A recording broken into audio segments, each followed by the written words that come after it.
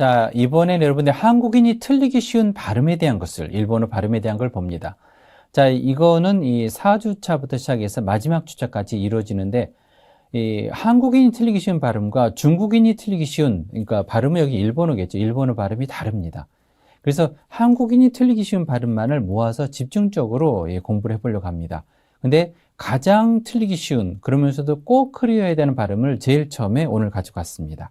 그 부분에 대한 발음은 어두에 나오는 타금에 대한 겁니다. 특히나 그 중에서도 일본어 카행과 가행, 타행과 다행의 이 어두의 타금에 대한 거, 특히 요거겠죠, 타금. 이거를 정말 발음이 어려운데 꼭 클리어해야 된다는 거 알아두시기 바랍니다. 자, 한국어를 말하는 한국인들은 한국의 경우는 어두의 타금은 유성음이라고 말할 수 있는데요. 이 어두의 유성음이 오는 경우가 한국어는 없습니다, 기본적으로. 그렇기 때문에 엄밀하게는 한국인은 어두에 오는 유성음의 발음을 할 수가 없습니다. 그런데 일본어는 어두에 타금이 오는 그런 타금, 소위 말해서 유성음이 오는 단어들이 있고 발음이 있기 때문에 한국인은 발음을 할 수가 없는 거예요, 원래는. 자, 이 유성음이라고 하는 거는 뭘 말하냐면은 여러분들 성대 얘기했었죠, 아까. 발음을 할 때 목 부분의 성대가 떨리는 음을 말합니다. 예를 들면 아 해보시면 알죠. 아 떨리잖아요. 이 음을 가리켜서 유성음입니다. 근데 일본어는 자음 자체도 유성음 처음부터 성대가 떨리는 음이 있습니다. 근데 한국어는 없습니다. 엄밀히 말씀드리면. 자, 그렇기 때문에 정말 어려운 부분의 발음 중에 하나입니다. 자, 그러면은 어떻게 해야 되는가? 이게 무척 중요한 부분인데 한국어는 처음에 어두에서의 유성음, 타금에 해당되는 부분이 없습니다만 한국어도 유성음으로 발음되는 게 있어요. 자, 그게 뭐냐면 한 예로 이런 겁니다. 한국어 발음을 했을 때 아기라고 발음하잖아요.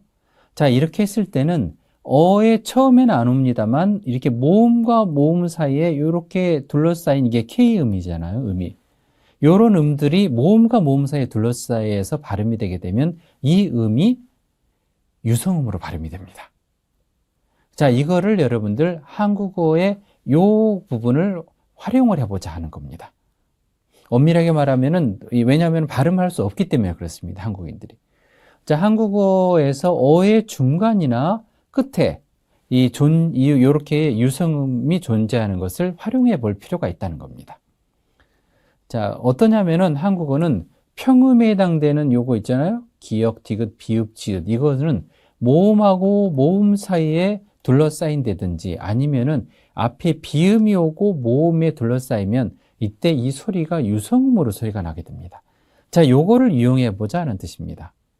말씀드린 대로 아기의 경우에 요 이음절의 기의 이 음은 앞에 모음 아하고 이에 둘러싸여서 원래는 K음이었었는데 지음인 유성음이 되게 됩니다. 자, 요거를 한번 활용해 보자 하는 부분인데요.